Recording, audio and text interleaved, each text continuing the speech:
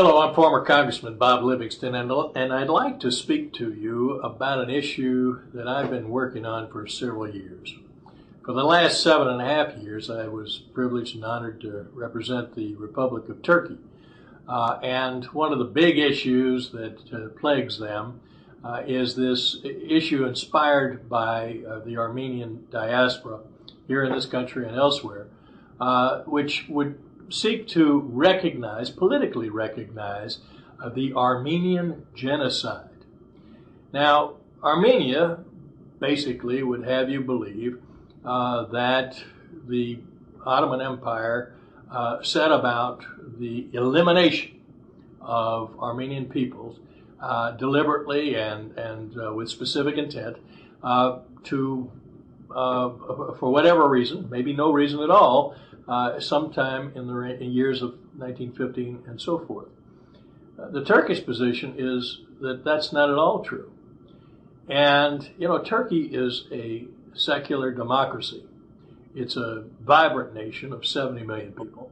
It's incredibly important to the United States as an ally, as it has been for the last 60 years.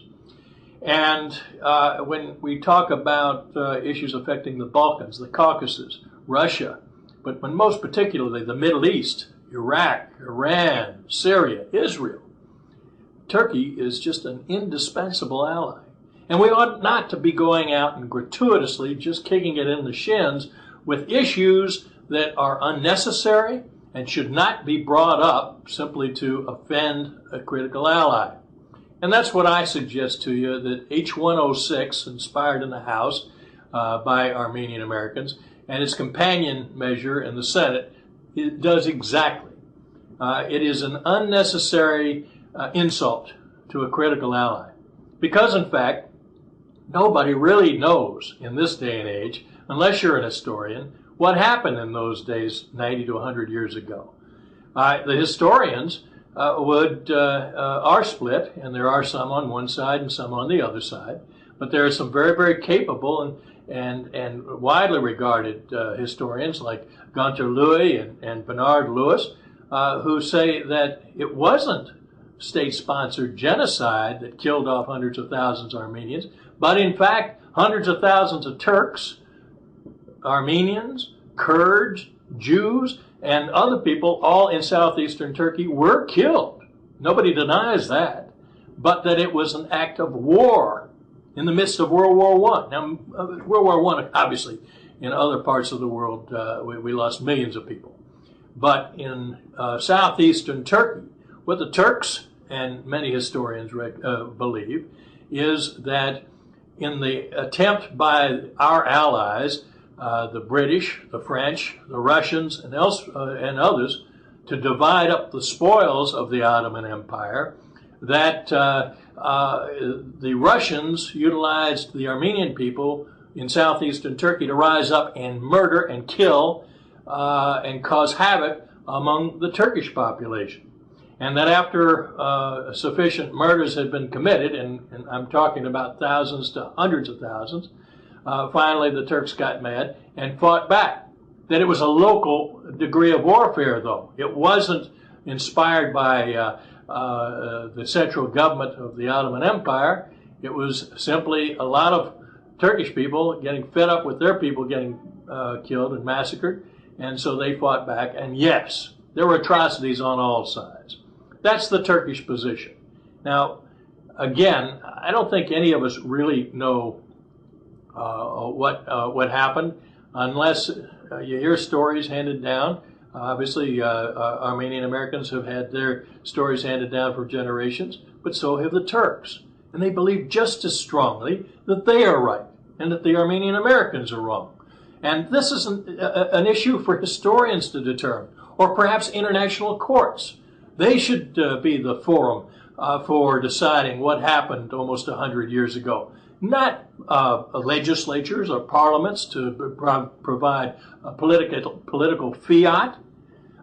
This should not be an issue in the political arena, because in fact most politicians have no idea what they're talking about unless they listen to the historians. Prime Minister Erdogan of Turkey has actually written 2 years ago to President Kacharian of Armenia and said, look, I'll open up my archives if you open up your archives, and we'll get the Russians and the British and the French and the United States all open up their archives. Let's let the historians determine what happened. And Turkey has been prepared to live with the results.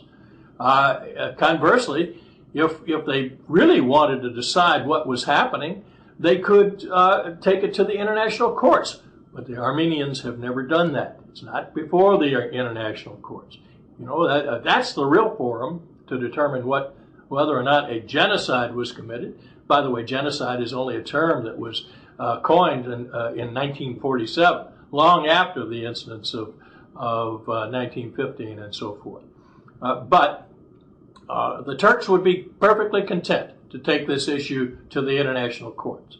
But they can't win if there are more Armenian Americans than Turks in the United States, and the Armenian Americans convince the Congress that they've got to politically dictate what happened 100 years ago. That simply shouldn't happen. And it's against our own strategic interests to do so, to allow our Congress to weigh in and dictate the outcome and the conclusions of those events of those many years.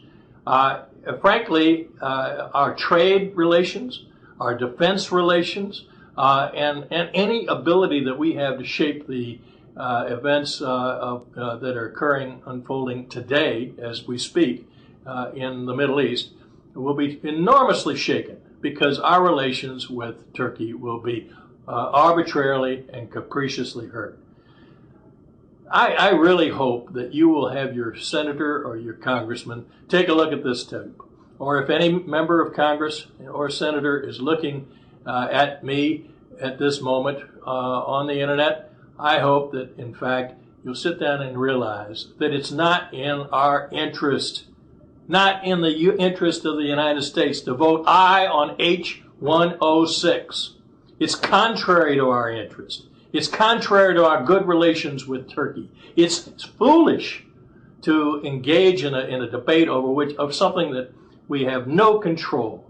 And frankly, the sponsors of these resolutions don't just have recognition of Armenian genocide, that they call Armenian genocide, in mind.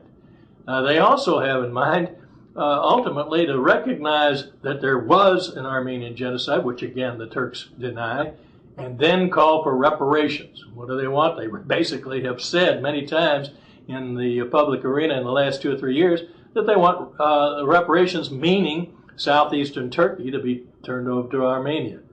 I think those are issues that we do not want to get involved in.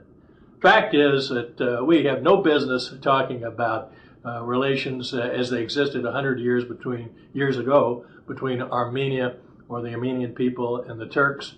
And we shouldn't mandate it. We should simply vote no on this resolution. We should not let it come to the floor on the one hand, but if it does, I urge you, please have your member of Congress, have your senator vote no. Thank you.